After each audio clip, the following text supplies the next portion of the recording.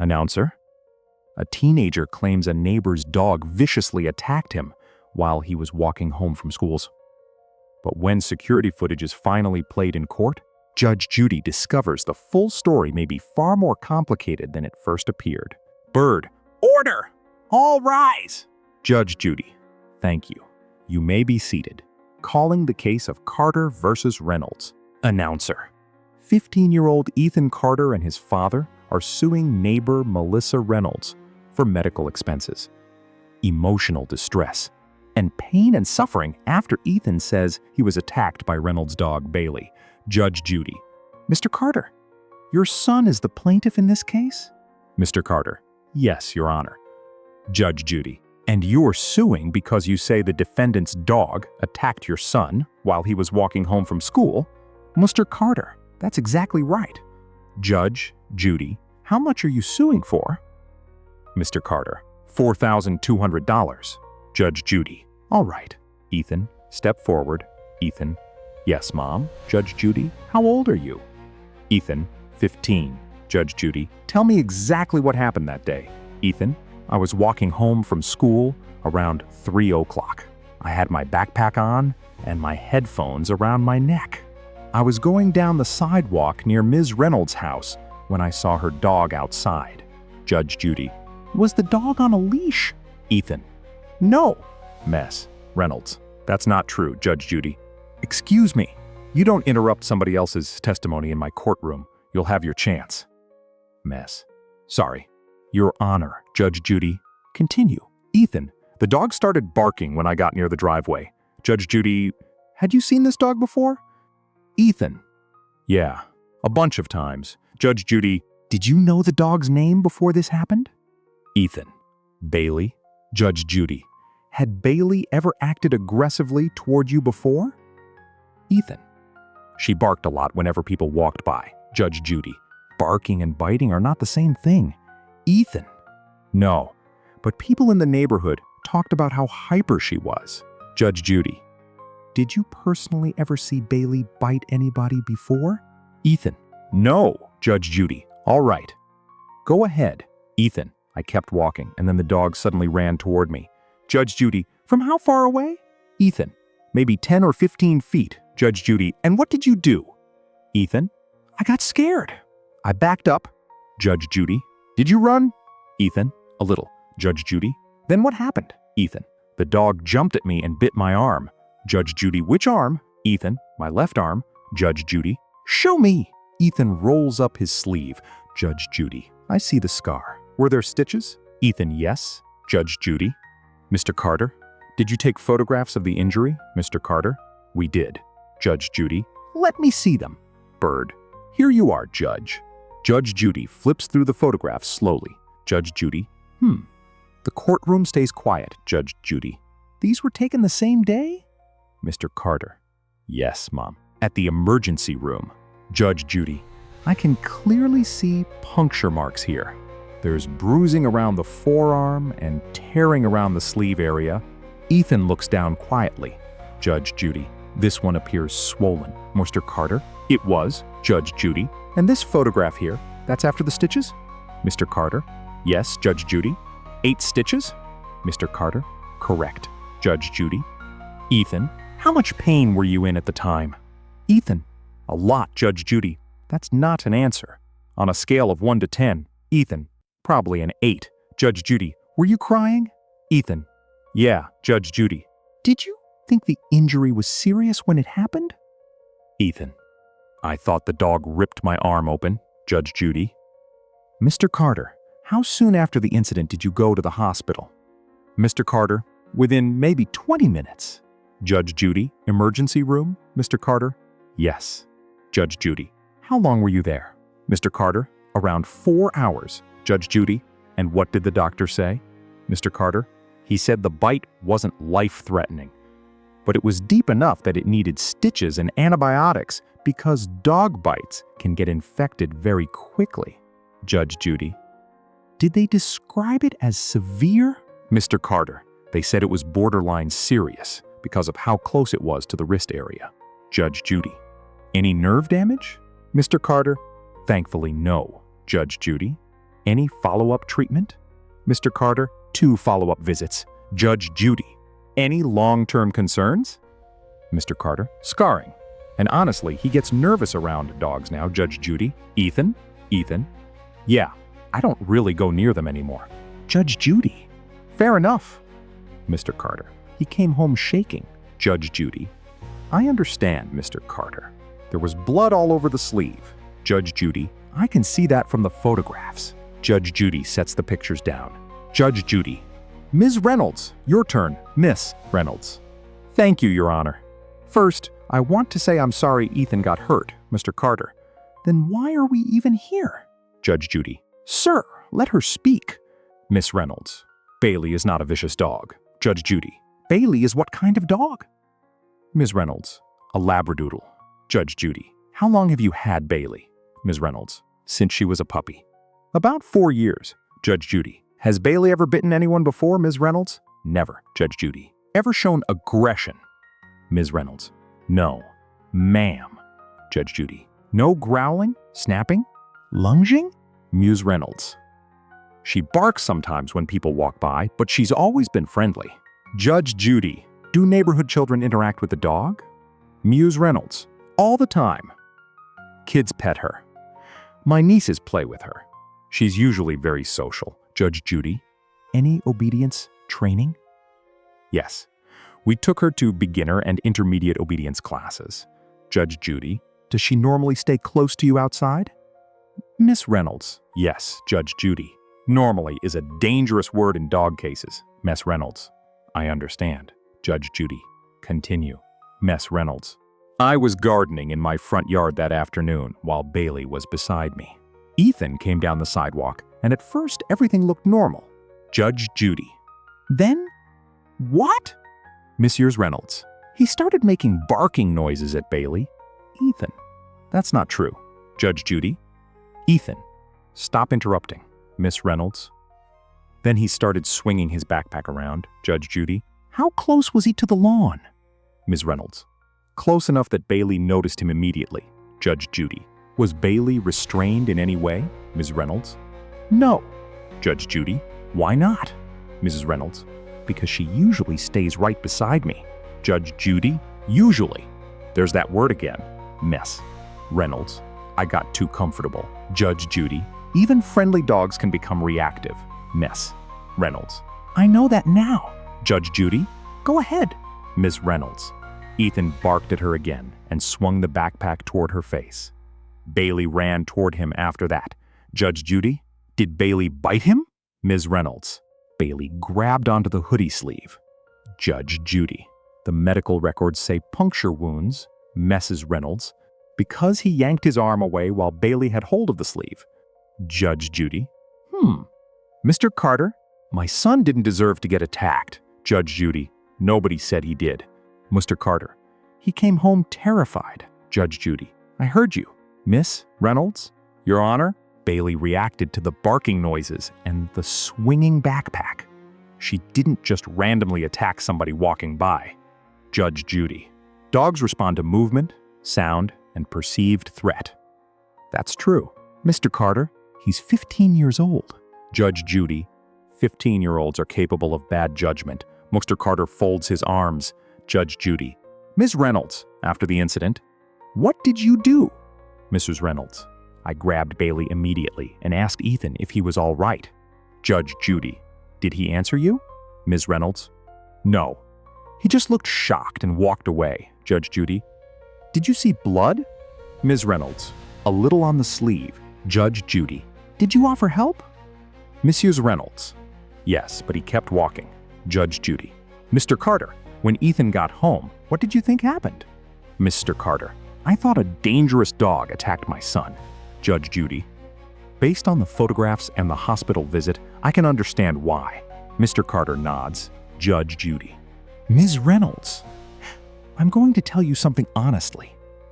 Based only on these photographs and testimony, I'd already be leaning heavily toward the plaintiff. Miss Reynolds becomes tense. Judge Judy, because your dog was off leash. Miss Reynolds, I understand. Judge Judy, and injuries did occur. Miss Reynolds, yes. There's a brief pause. Miss Reynolds. Your Honor, before you decide anything, there's something you need to see. Judge Judy. What is it? Ms. Reynolds. Security footage from my neighbor's camera. Mr. Carter. We've never seen any footage. Judge Judy. From where? Ms. Reynolds. Across the street. The camera points directly toward the sidewalk and driveway. Judge Judy. And the incident is recorded? Ms. Reynolds. Yes. Judge Judy. Interesting. The courtroom becomes quieter. Judge Judy. Bird. Let's take a look, Bird. Yes, Judge. The courtroom monitor flickers on. Judge Judy. All right. That's Ethan walking down the sidewalk? Ms. Reynolds. Yes. Judge Judy. Continue. The footage shows Ethan approaching the Reynolds property while Bailey stands near the edge of the lawn. Judge Judy. Stop right there. Ethan shifts nervously. Judge Judy. Bailey is looking toward Ethan. That much is true. Ethan, see? Judge Judy. Dogs look at people. Continue. The footage resumes. Judge Judy, hold it. Back that up. Bird, here? Judge Judy. Yes. Slow it down. The room grows silent. Judge Judy. Ethan, what are you doing with your backpack? Ethan, I was adjusting it. Judge Judy. No, you're swinging it. Ethan, I wasn't swinging it at the dog. Judge Judy. We'll decide that after we watch. The footage replays in slow motion. Judge Judy. You see this? Your body turns toward the lawn. Ethan. A little. Judge Judy. Not a little. Your shoulders turn directly toward the dog. Soft murmuring spreads through the gallery. Judge Judy. Quiet. Reynolds. That's when he barked. Ethan. I didn't bark. Judge Judy. Does this footage have audio? Bird. Yes, Judge. Judge Judy. Play the sound. The grainy audio fills the courtroom. Ethan can clearly be heard making loud barking noises. A noticeable gasp moves through the gallery. Ethan immediately looks embarrassed. Judge Judy. Was that you? Ethan. Yeah, but I was joking. Judge Judy.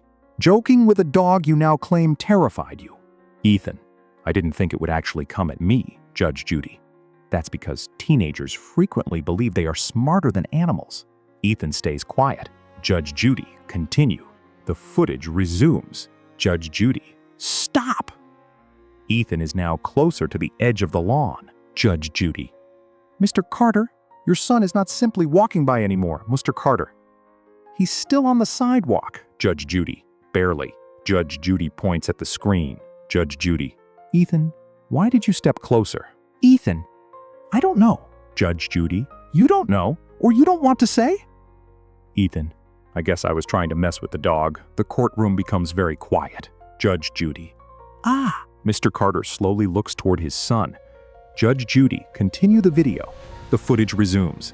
Ethan swings the backpack again. Judge Judy. Pause. Judge Judy leans forward. Judge Judy. That backpack is moving directly toward the dog's face. Ethan. I wasn't trying to hit her. Judge Judy. Maybe not. But you were absolutely provoking her. Miss Reynolds. Exactly. Judge Judy. Don't celebrate yet. Your dog was still off leash. Miss Reynolds. Yes, Your Honor. Judge Judy. Continue.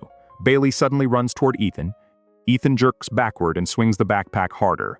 Judge Judy. Slow it down. The video slows. Judge Judy. Ethan, at this point were you scared? Ethan. Yes. Judge Judy. I believe you. The footage continues. Bailey jumps upward and grabs Ethan's hoodie sleeve. Judge Judy. Pause right there. The courtroom stays silent. Judge Judy. I do not see a savage mauling. Mr. Carter. He still got bitten. Judge Judy. Yes, he did. Judge Judy studies the screen carefully. Judge Judy. Bailey grabs the sleeve area first. Ethan then pulls backward very hard. Miss Reynolds. Exactly. Judge Judy. The puncture wound likely happened during the pull-away. Mr. Carter. But there was still a puncture wound. Judge Judy. Correct. The footage continues. Ethan falls backward near the curb. Bailey jumps once more before Ms. Reynolds grabs the collar. Judge Judy. Stop! Ms. Reynolds. That's when I pulled Bailey back. Judge Judy. I can see that. Ethan watches the screen silently. Judge Judy. Ethan, when you first testified, you left out several important details. Ethan, I know. Judge Judy. You left out barking at the dog. Ethan. Yes. Judge Judy. You left out stepping toward the lawn. Yes. Judge Judy. You left out swinging the backpack. Ethan. Yes. Judge Judy. My biggest concern right now is not even the dog bite. It's that you gave incomplete testimony to this court. Ethan looks down. Judge Judy. Do you understand how serious that is? Ethan. Yes, Mom. Judge Judy. Why didn't you tell the whole story? Ethan. Because I was embarrassed. Judge Judy. Embarrassed about what? Ethan. I thought everybody would focus on the fact that I messed with the dog instead of the fact that I got hurt. Judge Judy. Because you knew it mattered. Yeah. Judge Judy. Did you hope the court would only hear the part where you were bitten? Ethan. Yes, Judge Judy. Thank you for finally being honest. Ethan. I'm sorry. The courtroom remains quiet. Judge Judy turns toward Mr. Carter. Judge Judy. Sir, I understand wanting to protect your child. Mr. Carter. Of course I wanted to protect him. Judge Judy. But part of parenting is teaching accountability. Mr. Carter's expression softens. Judge Judy. When you walked in here today, you believed this was a completely one-sided attack. Mr. Carter. Based on what I saw afterward. Yes. Judge Judy. And now? Mr. Carter pauses. Mr. Carter. Now I think he made a bad decision. Judge Judy. That's a fair answer. Mr. Carter looks disappointed. Mr. Carter. I still don't think he deserved to get bitten. Judge Judy. Neither do I. Judge Judy turns toward Ms. Reynolds. Judge Judy. And you? Miss Reynolds. Yes. Judge Judy. Friendly dog or not, your animal was not restrained. Miss Reynolds. I understand. Judge Judy. You became too comfortable because Bailey had never bitten anyone before. Miss Reynolds. That's true. Judge Judy. Dog owners say that every day in court. My dog never did that before. Until the day it does. A few people murmur quietly. Judge Judy. Dogs are unpredictable when excited. Miss Reynolds. I know that now. Judge Judy. If Bailey had been on a leash, we might not even be here. Ms. Reynolds. Probably not. Judge Judy. Exactly. Judge Judy reviews the medical bills. Judge Judy. Emergency room treatment, antibiotics, follow-up visit, rabies precaution treatment. Total comes to $1,640. Mr. Carter. Correct. Judge Judy. All right. Judge Judy pauses for a moment. The courtroom becomes still. Judge Judy. Here's the problem for the plaintiff. Ethan listens carefully. Judge Judy.